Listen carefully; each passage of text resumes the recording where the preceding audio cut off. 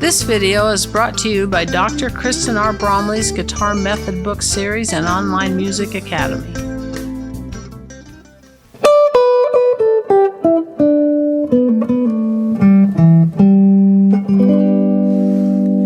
Hi, I'm Dr. Kristen Bromley. Welcome to my online academy. It's so great to have you joining me here in these online lessons.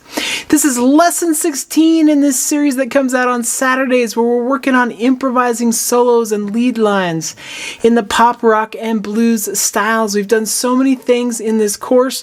We've worked with the minor pentatonic. We've gone through all 5 forms of the minor pentatonic. We've played in a lot of different keys over a lot of different backing tracks. We've also worked some with the major pentatonic, and now in the course we're kind of shifting back towards the major pentatonic.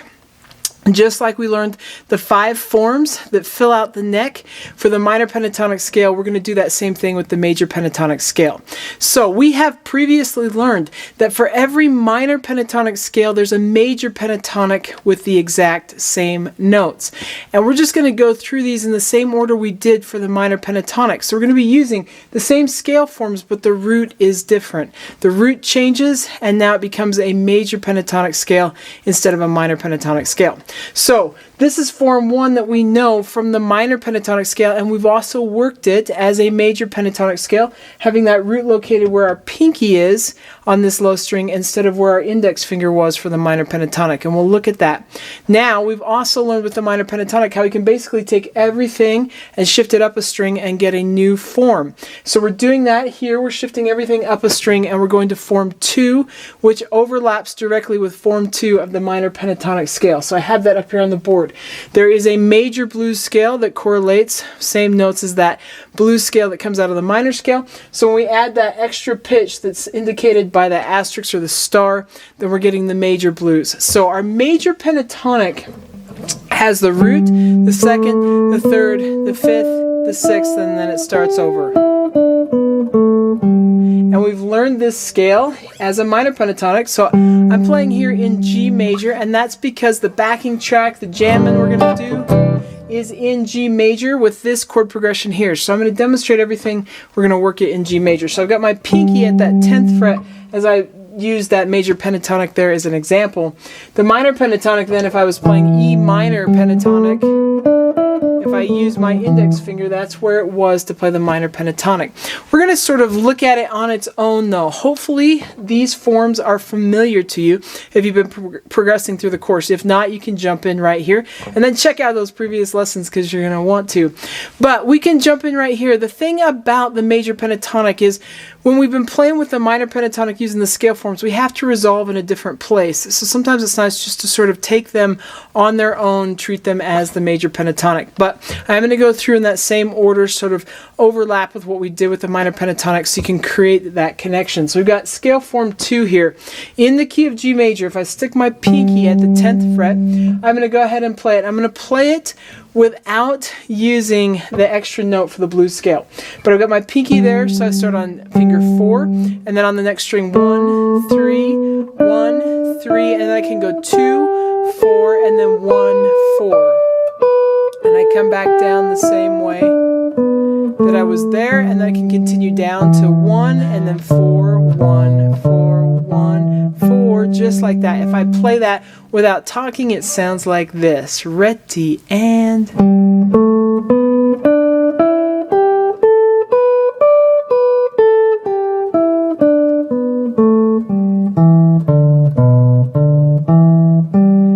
Of course, when we get up to that second string, I was using my middle and pinky. You could shift up and alternatively use your index and ring fingers, shift up and then shift back down. And of course, coming down, I could also do that. Now, some people will reach index and ring finger on those top strings as well. So, or even through the whole thing if you wanted to not use your pinky. I play a lot of guitar, a lot of different styles, and I've developed the use of my pinky. So I usually use it. But sometimes when I'm fingering different ideas, I'll use index and ring on that second string instead of middle and pinky. Just kind of depends. Now, if you add in that blues note, we'd have ready, and...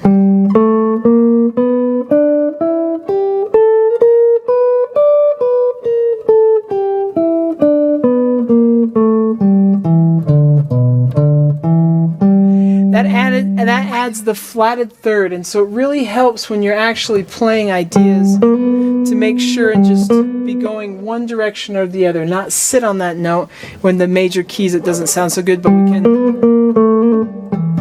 can just have that note moving to the note that's just below it, which is the second, or up to that major third, which is a pretty classic thing to do. So we can jam with this. What you want to first do is just get those fingerings happening. Be comfortable with where those notes are located, and then you want to jam right on top of a backing track, right along with a song. And so we're going to do that together. Of course, the backing track that I created for this lesson is available on the channel. You can jam along with it as much as you want to. There's a link in the description below, which will pull up that video and for that backing track, and you can play along with it without me playing over the top. Here in the lesson, I'm going to go ahead and jam over the top of the backing track so you can play right along with me, get some ideas, see how it sort of works, steal some things if you want to. So it really helps to just play along with people as you're learning how to do this. Now, I'm going to start off with that form and play with it, but since we also know the form 1, I'm just going to go over where we would play form 1 in the key of G major. Down here we have a G at the 3rd fret of the 6th string. If I used and turned all of these into open strings, I could play down there.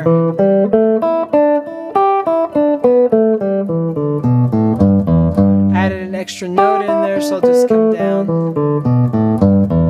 Something got grabbed as I was going through there. So you've got that, but you can also play with your pinky up at the 15th fret. So I've got the open position that we could play in, which is sometimes awkward to jam in these styles, but you could do it.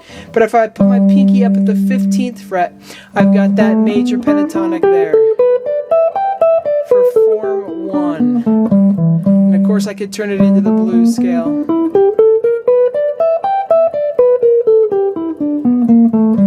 We've done a lot of work with that, but we haven't played in this key before. So after I've jammed a bit with the focus of this lesson, that form 2, I'll also play some with form 1. So let's go ahead and do this. We're going to hear 3 hits on the hi-hat. We'll have a beat of rest, and we'll be in with this backing track, which will be super fun. So let's jam.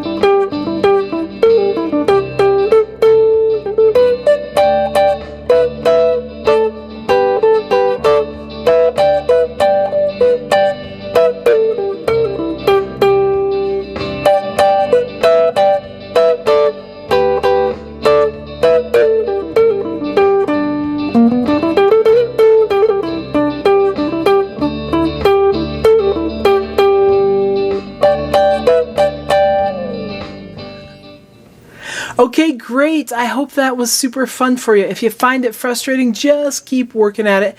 Most of the time I find with my in-person students with the major pentatonic is trying to get ideas to sort of just flow and then land. Resolve to that root. Resolve to those home notes. That can really help. So, and of course, earlier on in the lesson series, there were several lessons where we worked on the major pentatonic. During some of those lessons, I gave out some licks. So that might be another way to sort of get some ideas flowing. If you haven't seen those lessons yet, you may want to check those ones out. So in the next lesson, we're going to be doing the same sort of thing. We're going to be working with major pentatonic form 3, though. So we have a new scale form to work on. Of course, we'll have a new backing track to jam over. So something new to work on as well. So it's going to be great. That will come out next Saturday. Of course, on Mondays right now, jazz lessons are coming out. And on Thursdays, we've got fretboard theory. So some scales are happening right now with those lessons. There's over 1,000 lessons that have already come out, or 1,000 videos on the channel, I should say. So lots of great ways to get help with playing the guitar. And of course, there's the method books as well. So keep having fun with it. Take care, and we'll see you again. If you found this video helpful, please hit the like button and subscribe to the channel. For more in-depth lessons and to progress through a free guitar course, check out my Guitar 101 series on YouTube and my guitar method books, which all come with access to hours of in-depth video lessons. You can find more information about me and my products at KristenBromley.com. Take care.